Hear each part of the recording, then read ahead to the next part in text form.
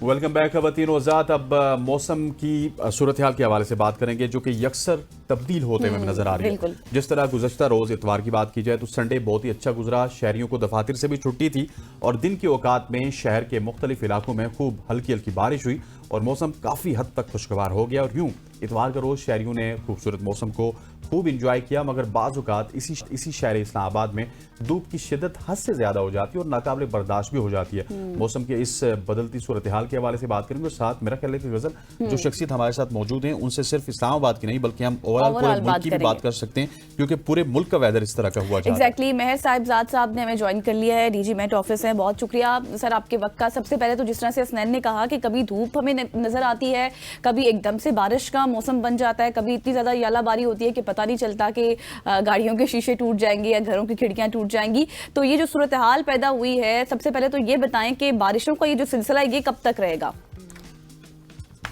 बारिशों का सिलसिला जो आंख मचौली के साथ चल रहा है कि जी आज बारिश होगी, धूप निकल आई, फिर रात को बादल बन गए, ये एक हफ्ता पूरा अभी आगे है। अच्छा। यानी पूरे पाकिस्तान में आप कह सकते हैं कि इसका असर होता रहेगा। जो हीट वेव की कैफियत बनी हुई थी वो कुछ दिन के लिए जरा कम ही रहेगी, यानी टेम्परेचर जाएंगे 40 से ऊपर सिंध के अंदरूनी सिंध में, लेकिन उनके जो इतना ज्यादा महसूस नहीं होंगे आपको। और ये इस जो मौसम बना हुआ है इसमें किसी वक्त आंधी भी आ सकती है। लाहौर में पिछले दिनों जो आंधी आई थी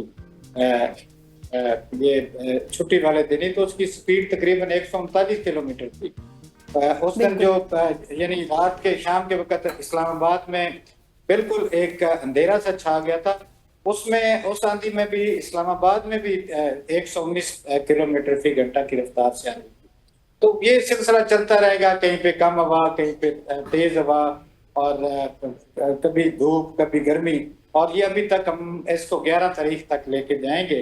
11 के बाद फिर देखें मौसम कुछ दिन साफ होगा और उसके बाद फिर चूंकि जब गर्मी हो जाती है, मॉइस्चर आपके पास मौजूद है, तो फिर कोई ना कोई फिर दोबारा फिनोमेना हो जाता है।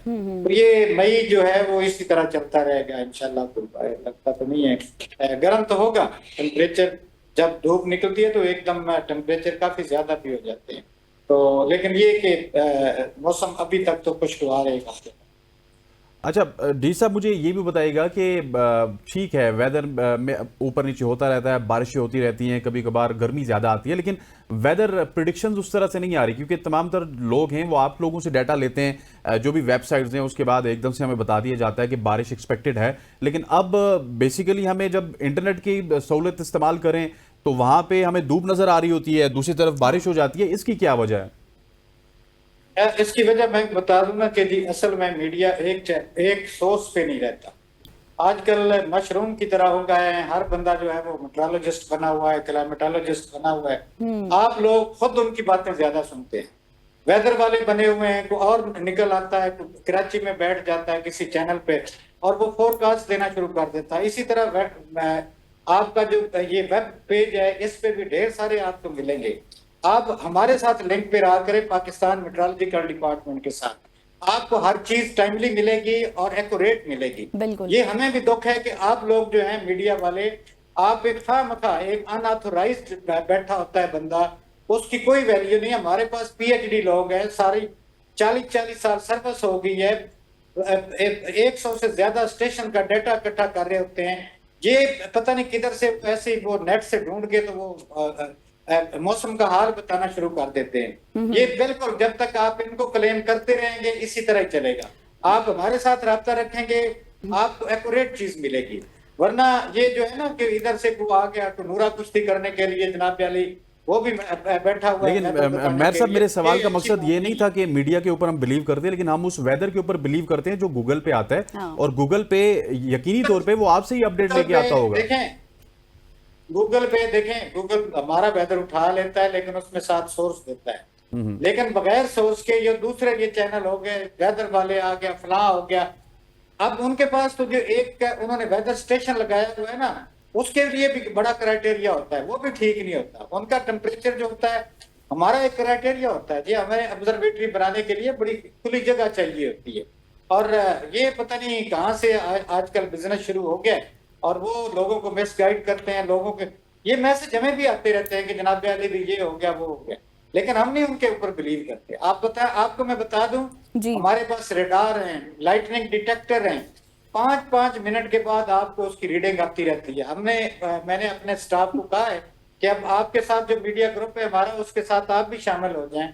हम आपको 5-5 मिनट के बाद आपको बिल्कुल सर, आप ठीक दुरुस्त फरमा रहे हैं और हम कोशिश करेंगे कि आपको ही टाइम टू टाइम लेते रहें और आपसे अपडेट्स लेते रहें। लेकिन जाहिर है जो लोग इस पोजीशन पे होते हैं, हम उसी सिनेरियो में उनको भी लेते हैं, वो भी किसी तरह से इस पोजीशन पर पहुंचे हैं।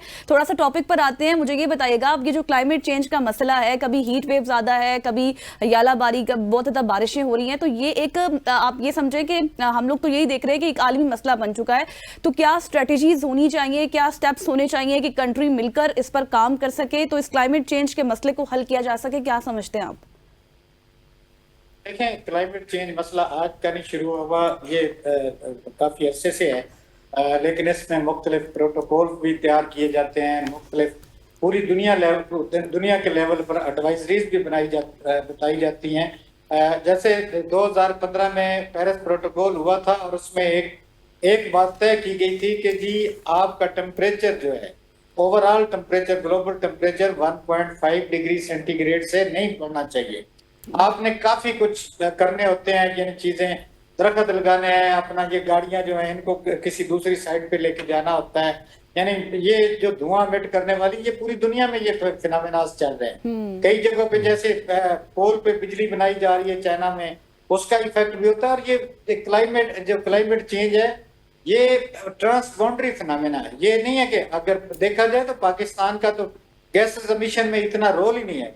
0.8% गैसेस एमिशन जो है वो पाकिस्तान में होती हैं, जो कि बहुत कम। बिल्कुल ऐसी। अच्छा सर साहब, मुझे ये बताइएगा कि अगले हफ्ते की अगर बात की जाए तो मुल्क के किन इलाकों में आपको बारिश नजर आ रही है और किन इलाकों में शदीद तरीन गर्मी नजर आ रही है, क्योंकि हीट वेव भी साथ साथ चल रही है?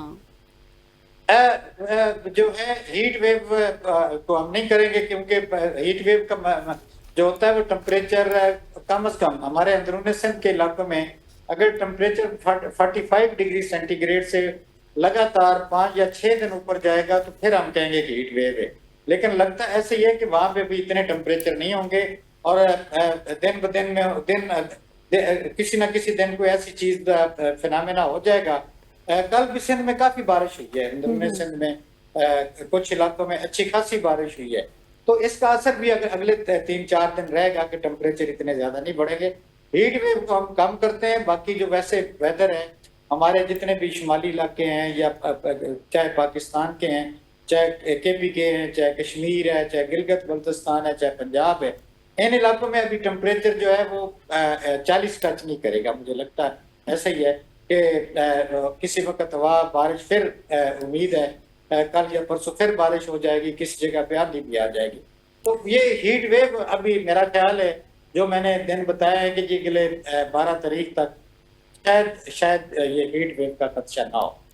सही हो गया। और सर, शहरियों को ये जो बदलते मौसम के असरात हैं, इससे बचाने के लिए क्या तदाबीर हैं, क्या एहतियाती तदाबीर आप लोग देते हैं?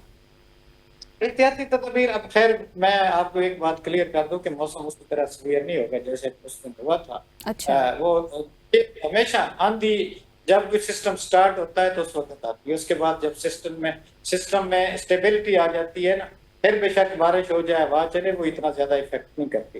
तो ये शुरू में जो चूंकि लो प्रेशर एरिया बड़ा डीप बना होता है तो वो विंड तेज हो जाती है।